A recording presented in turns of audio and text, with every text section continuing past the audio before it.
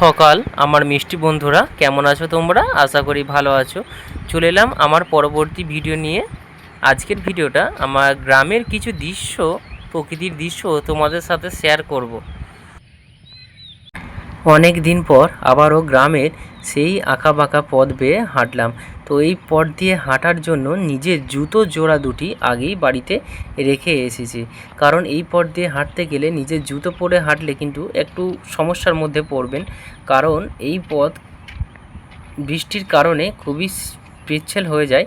সে কারণে এই পথ দিয়ে কিন্তু জুতো পরে হাঁটাটা একটু অসম্ভব ব্যাপার হয়ে পড়বে। অসম্ভব বলতে কি, রিস্কি হয়ে পড়বে, কারণ মুখ থুবড়ে কাদার মধ্যে পড়ে যাওয়ার ব্যাপারটা থাকে।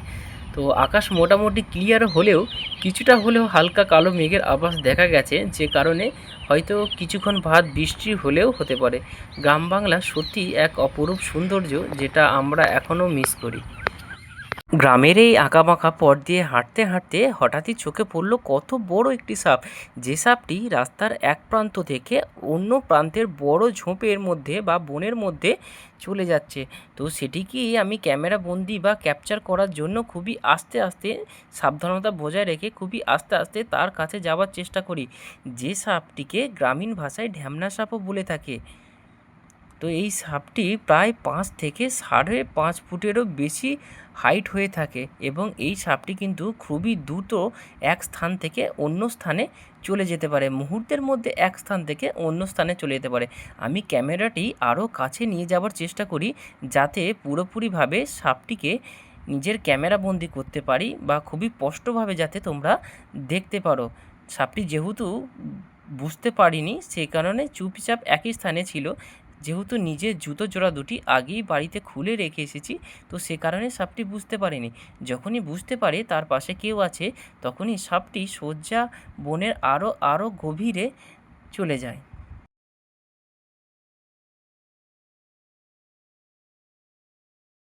বৃষ্টি হচ্ছে, সে কারণে আমাকে এখন এখান থেকে বেরিয়ে যেতে হবে। প্রচণ্ড বৃষ্টি এসে গেছে, খুব জোরে। এত জোরে বৃষ্টি হচ্ছে, এই বৃষ্টির মধ্যে এই গরু বাছুর সবাই ভিজছে, কিন্তু এদেরকে তার গোয়ালে বাড়িতে নিয়ে যাওয়ার সময় হয়নি তাদের মালিকের।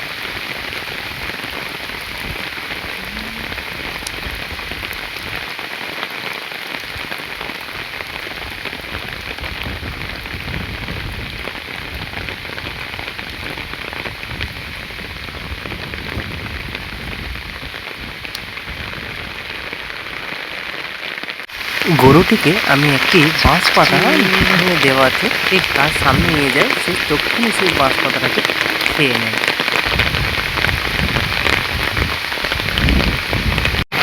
এই বৃষ্টিতে দেখছো আশপাশে কত বৃষ্টি হচ্ছে। এই বৃষ্টিতে তোমাদেরকে সেই রাস্তায় নিয়ে যাচ্ছি, দুধারে বাঁশ ঝাড়, মাঝখান দিয়ে রাস্তা। বৃষ্টিতে কেমন লাগে সেই দৃশ্যটা তোমাদেরকে একটু দেখাই দাও।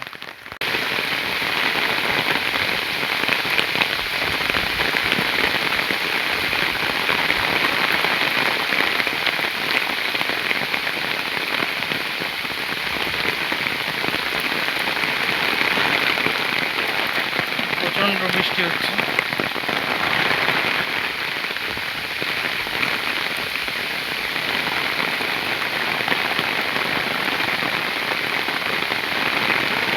প্রচণ্ড বৃষ্টি হচ্ছে, যে বৃষ্টির কারণে আমার এই ছোট্ট ছাতায় সেই বৃষ্টি আটকাচ্ছে না। সে কারণে আমার ঝাপটাতে, মানে বৃষ্টির ঝাপটাতে আমার জামা প্যান্ট অনেকটাই ভিজে গেছে। যেহেতু আমি ভিডিও করার উদ্দেশ্য নিয়েই বেরিয়েছি, সে কারণে বাড়ি যাওয়ার এত তাড়াহুড়ো তো আমি করবো না, কারণ সম্পূর্ণ ভিডিও কমপ্লিট করেই তবেই আমি বাড়ি যাব। তো চলো বন্ধুরা, আরও রাস্তার সামনে তোমাদেরকে এগিয়ে নিয়ে যাই। যে রাস্তা দুধারে বাঁশঝাড়, মাঝখান দিয়ে রাস্তা, এর আগে ভিডিওতে দেখিয়েছি নর্মালি রাস্তা। তো এখন এবার বৃষ্টি পড়া অবস্থায় কেমন লাগে সেই সুন্দর দৃশ্য তোমাদের সাথে শেয়ার করলাম। তো আশা করি ভিডিওটা স্কিপ না করে প্রথম থেকে শেষ অবধি দেখো, আশা করি তোমাদের ভালো লাগবে।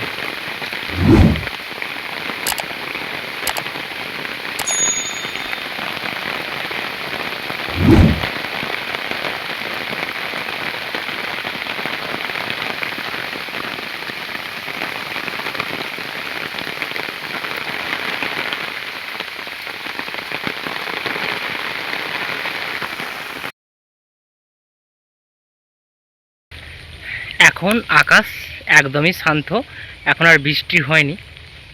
বৃষ্টি হওয়ার পরের অবস্থাটা দেখো, গ্রামের সেই পথ। যা গ্রাম পছন্দ করো আশা করি তাদের ভালো লাগবে।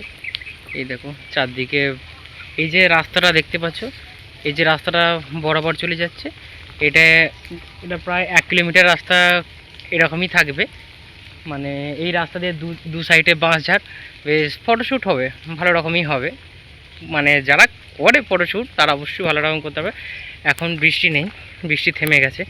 তো খুব বৃষ্টি পড়ছিল, সেই কারণে সঙ্গে ছাতা এনেছি। এখন আর বৃষ্টি নেই, তবে বিদ্যুৎ চমকাচ্ছে, আকাশ ডাকছে। ও হাঁপিয়ে গেলাম, অনেকটা হাঁটলাম তো এদিক ওদিক, বৃষ্টির মাঝে পড়ে গিয়েছিলাম। চলো এবার বাড়ির পথে। হাঁপিয়ে গেছি, অনেকদিন হাঁটা হয়নি তো সেই কারণে, অনেকদিন বাদ হাঁটলাম সেই কারণে একটু ক্লান্ত হয়ে পড়েছি। তো যাকগে, হাঁটা ভালো, শরীরের পক্ষে স্বাস্থ্যের পক্ষে দুটোর পক্ষেই ভালো।